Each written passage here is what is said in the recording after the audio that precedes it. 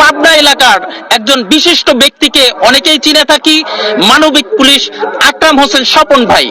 আকরাম হোসেন স্বপন ভাইয়ের উদ্যোগে আজকে কিন্তু এইখানে যে তাফসিরুল মাহফিল অনুষ্ঠিত হচ্ছে, আজকে কিন্তু দিনে এই মাহফিলটি অনুষ্ঠিত হতে যাচ্ছে।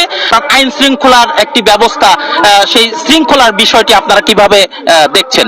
গতকাল আমাকে ডিজিএফআই এবং ডিবি এবং আমার থানার সাব ইন্সপেক্টর তারা স্যার আমাকে ফোন করছে। এরা সবাই, তাদেরকে আমি ইনভাইট করছি নিরাপত্তার জন্য।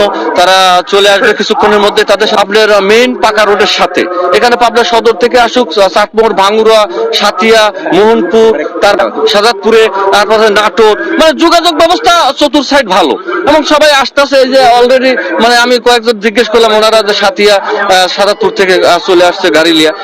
সমস্যা নেই, যোগাযোগ ব্যবস্থা ভালো। আর মিডিলে আশা করি বলে মাঠের লোকই আসবেন, আমি যে পরিবেশ দেখতেছি। আচ্ছা, এখানে মানে মহিলা যারা আছেন তাদের জন্য ওয়াজ শোনার বা দেখার কোনো ব্যবস্থা আপনারা রেখেছেন কিনা? 100%। এই যে পাশেই মাঠের আর একটা মাঠ আছে, এই যে এখানে হাই স্কুল বাউন্ডারির ভিতরে, ওখানে আমি ক্যাপাসিটি রাখছি 10-15 হাজার মহিলার ক্যাপাসিটি রাখছি।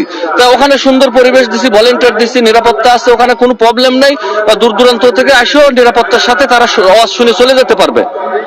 ধন্যবাদ আপনাকে। প্রিয় দর্শক, আপনাদের একটু জানাতে চাই যে আমরা এই তাফসিরুল কোরআন মাহফিলের যিনি আয়োজক, তিনি কিন্তু আমাদেরকে জানিয়েছেন যে এই পর্যায়ে একটু স্বেচ্ছাসেবক যারা আছেন তাদের একজনের সাথে একটু কথা বলতে চাই। আসসালামু আলাইকুম। আচ্ছা, আপনারা স্বেচ্ছাসেবক হিসেবে কেমন দায়িত্ব পালন করছেন, কি করছেন এখানে?